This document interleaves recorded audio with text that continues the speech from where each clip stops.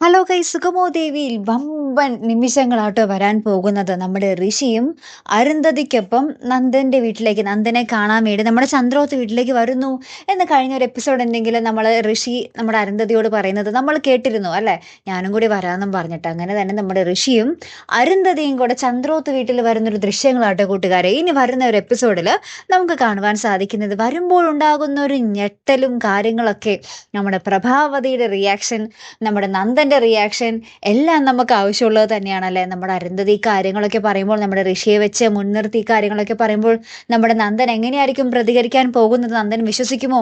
പിന്നെ ഇത്രോ നാളും ദേവിക എന്തിന് എന്നോട് ഒളിപ്പിച്ചു വെച്ചു എന്നുള്ളൊരു ചോദ്യങ്ങൾക്കൊക്കെ നമ്മുടെ അരുന്ധതി മറുപടി പറയുമ്പോൾ നമ്മുടെ എന്താ പറയാ, നന്ദൻ അതൊക്കെ വിശ്വസിക്കുമോ? ഋഷിയോട് ഇനി എങ്ങനെയായിരിക്കും നന്ദനും ഒക്കെ പെരുമാറാൻ പോകുന്നത്? പോരാത്തതിന് നമ്മുടെ പ്രഭാവതിയുടെ മുഖത്ത് വല്ല ഭാവ വ്യത്യാസം ഉണ്ടാകുമോ? അരുന്ധതിക്ക് എന്തിനാണ് ഇത്ര പക നമ്മുടെ പ്രഭാവതിയുടെ? അപ്പൊ അതിന് പിന്നിൽ എന്തോ കഥയുണ്ട്.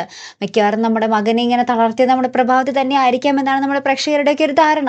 അങ്ങനെയെങ്കിൽ ആ കഥയും ഇവർ തമ്മിൽ കണ്ടുമുട്ടുമ്പോൾ ആ കഥയുടെ ചുരുളും അഴിയുന്നതായിരിക്കും. നമ്മുടെ ഋഷിയെ കണ്ട് നമ്മുടെ പ്രഭാവതി ഭയങ്കര ഞെട്ടലോടുകൂടി നിൽക്കുന്ന ഒരു രംഗങ്ങളായിരിക്കാം ചിലപ്പോൾ നമ്മുടെ സുഗമോ ദേവിയിൽ വരാൻ പോകുന്നത്.